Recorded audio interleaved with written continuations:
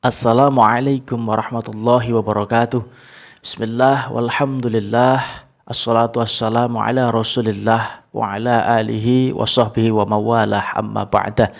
Sahabat santri RB, masih tentang kita belajar membedakan antara huruf yang satu dengan huruf yang lainnya, membedakan huruf hijaiyah karena terpengaruh nanti ketika kita tidak beda, ketika melafalkan akan terjadi kesalahan makna. Seperti contoh, lafadz qalbu itu artinya hati. Tapi kalau kalbu artinya itu anjing, ya, ataupun binatang berkaki 4, yaitu anjing. Nah, sering terjadi ketika di tayangan-tayangan menuliskan ada lafadz buka kalbu. Saya sedikit tergelitik di dalam hati. Buka kalbu yaitu membuka anjing, ya.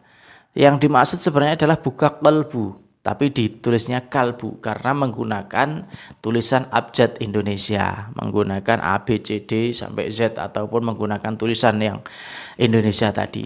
Nah, tujuan kita belajar makhraj salah satunya yaitu agar nanti ketika kita melafalkan tidak terjadi perbedaan makna yang dimaksud.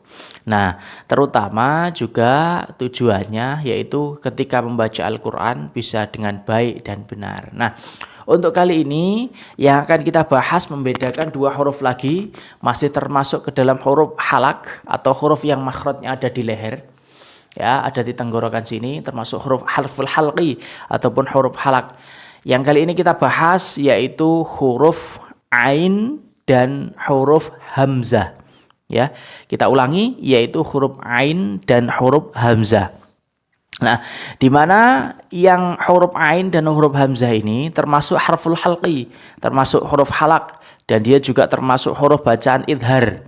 Nah, ini akan kita bedakan posisinya dia termasuk makhraj yang ada di ini, tapi nanti dia ada perbedaan. Nah, jadi halqun ataupun leher ini terbagi menjadi 3 tempat.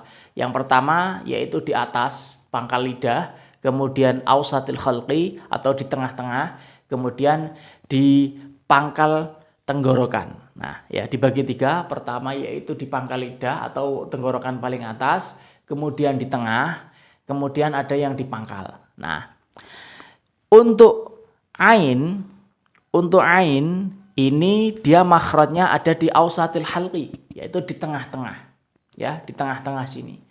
Nah, di tengah-tengah sini. Untuk ain ada di tengah-tengah. Kemudian untuk hamzah itu makhrajnya ada di pangkal tenggorokan. Sama dengan makhrajnya huruf h besar, ya. Kalau ain itu di tengah-tengah di sini. Nah, sekarang kita bahas satu persatu. Kita mulai dari H. Jadi dari ain. Ain berada di tengah.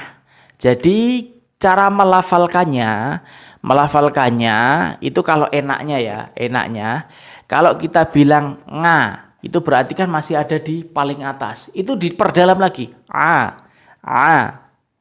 jangan nga tapi a. Dan juga jangan a. Ini sering sekali terjadi kesalahan di situ ketika membaca Al-Quran. Jadi kalau diharokati ai, au, ba. Nah, ketika mati ba, dia dalam berat ba. Ya, ai, au, ba. Nah, seperti itu. Jadi itu makhrajnya ain berada di ausatil halqi atau di pertengahan, ya, di pertengahan tenggorokan.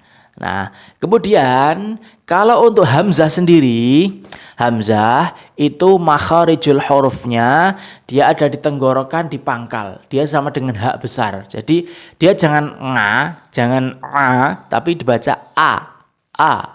Nah, hamzah itu kalau diharokati a. Nah, a seperti itu.